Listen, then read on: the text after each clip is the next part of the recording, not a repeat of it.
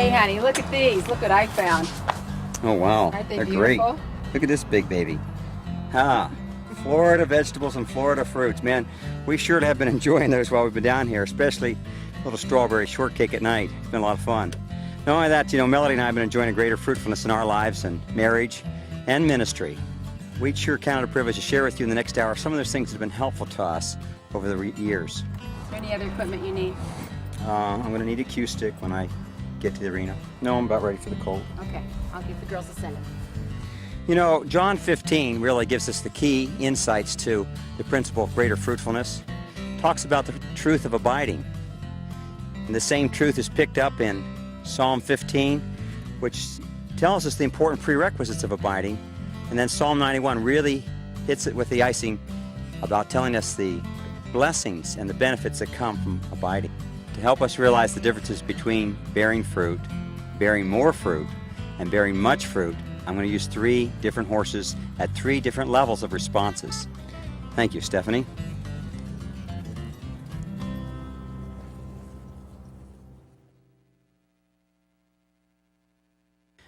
There are some wonderful chapters in the scriptures that speak to us about a principle called abiding. Generally, abiding means to move in and dwell with someone, to be at rest, to be at home with. But the more we understand the word, we begin to realize that it has more to do with building a relationship with one. In fact, actually, the context of the word becomes more to be committed to or cemented to one. And then the scriptures tell us that John 15 tells us how to abide.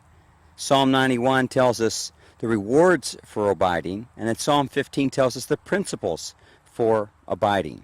And so today we often think in a home we can just simply move in and we'll have a happy relationship. Soon time goes on, we realize that even those who have been avoiding a commitment have great conflict, tensions, and those who mean well have some tensions and differences. And Scripture goes on to speak to the fact about that when you move in or have an abiding relationship with one another, there's going to be tension, and there has to be a pruning process. And the pruning process, when submitted to, bears fruit and actually causes the relationship to become more fruitful when it's been proven valuable to each party involved. And then there's the process where people live together in a marriage long enough they become so harmonious that they talk alike, they think alike, and it bears the fruit of it demonstrates the greater fruitfulness of a growing relationship. My boys were adopted, and so when they first came to our home, they understood what it meant to move in. But then came the fatherly role of dealing with those things that were not expedient for their benefit. They were not wise behavior, and we began to talk on those issues and deal with those things. And they didn't always like that, neither did I.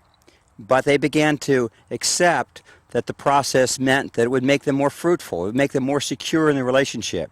To the point today where there's such an understanding that whatever's mine is theirs. Nothing stands between us. We understand the heart of one another. This colt that we have to work with today has been hardly handled much before this week, and of course we used him for a couple different things. All we want to do is demonstrate what makes an abiding and minimal fruitful life. That he hears, that he believes, and that he obeys. We're just going to let him walk down the rail and stop by our hand signal, walk forward. We use the rail to contain his hind end. He's young yet. Stop, step back, let him come into our hand, practice a little self-restraint, move back to the rail, and walk forward. We begin to see without question that the colt demonstrates a belief system that honors the relationship of the master.